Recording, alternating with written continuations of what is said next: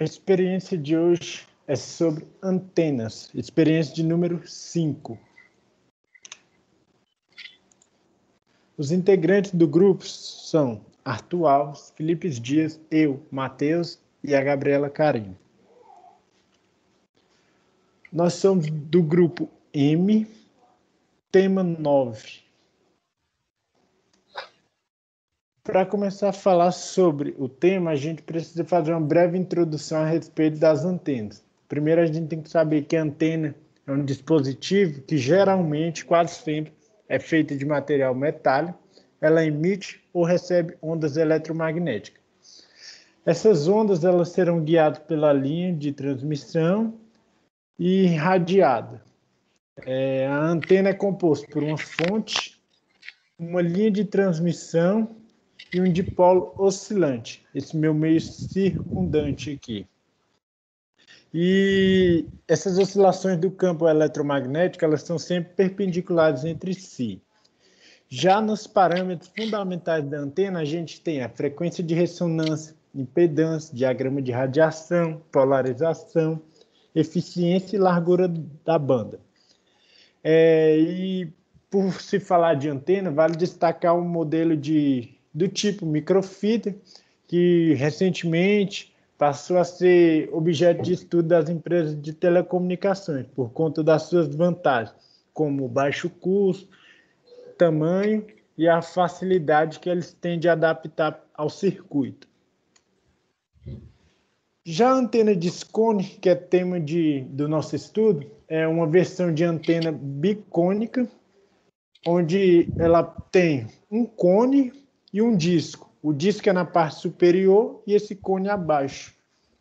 Ela é polarizada verticalmente, com ganho semelhante a um dipolo, oferece uma baixa frequência de 10/1 e seu padrão de radiação no plano vertical é estreito. Descrevendo a antena Discone, ela tem uma faixa de frequência útil de pelo menos 10/1, mas quando ela é empregada como uma antena mesmo transmissora, ela fica menos eficaz. Isso porque a frequência dela fica mais limitada. Uma antena ela tem 3 partes principais: o disco, o cone e o isolador. O disco ele tem um diâmetro total de 0,7 vezes 1/4 do comprimento de onda da frequência mais baixa da antena, e o seu ponto de alimentação está no centro. Já o cone, o comprimento, deve ser 1/4 do comprimento de onda da frequência de operação mais baixa da antena. E o ângulo do cone é geralmente 25 a 40 graus. Já o isolador, o disco, o cone devem ser separados por um isolador, né? Então, cujas as dimensões determinam algumas das propriedades da antena, especialmente perto do seu limite de alta frequência. Então, as nossas antenas funcionam desse jeito. Materiais para construção. Um discone ele pode ser feito de folha de metal sólida, que geralmente é composta de cobre, que é prático para pequenas antenas, como para Wi-Fi, que em frequências baixas, um número suficiente de fios de metal ou artes em uma configuração de raio é frequentemente usado, que vai aproximar uma superfície sólida. Isso simplifica a construção e reduz a carga do vento. Os raios podem ser de arame rígido ou compostos de hastes de brasagem ou mesmo de arame de cabide. Um número ideal de hastes compreendendo o disco é de 8 a 16. As aplicações. A cobertura de banda larga do Discone torna atraente em aplicações comerciais, militares, de rádio amador e de scanner de rádio. A natureza inerente da banda larga do disco permite que ele transmita emissões impúrias indesejáveis de transmissores defeituosos ou filtrados de maneira inadequada. Bom, é possível estender a resposta de baixa frequência utilizando um chicote vertical que pode ser fixado no centro do disco para estender a resposta de baixa frequência. Mas isso pode comprometer a eficiência em frequências mais altas. Nessa configuração, em frequências mais baixas, o disco pode se assemelhar a uma antena plana ou a um dipolo coaxial.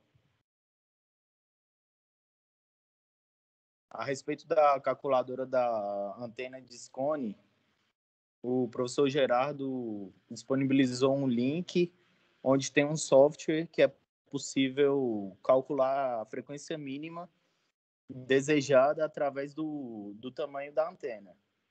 Ou seja, você pega, coloca a frequência desejada mínima em megahertz e aí calcula e ele vai te dar todo o tamanho, ângulo e etc. para você ter o tamanho da antena desejada.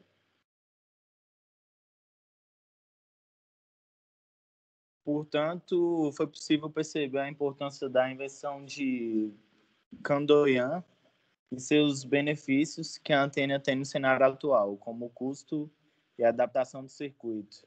E foi visto as partes que compõem uma antena e suas diversas funções que aderem a algumas áreas. Por exemplo, para meios comerciais que utilizam transmissores e necessitam de uma boa transmissão, como uma emissora de rádio. E outro exemplo são as militares, que necessitam de um radioamador e de scanner de rádio para conexão segura e sem interferências. E aí tá as referências utilizadas no experimento.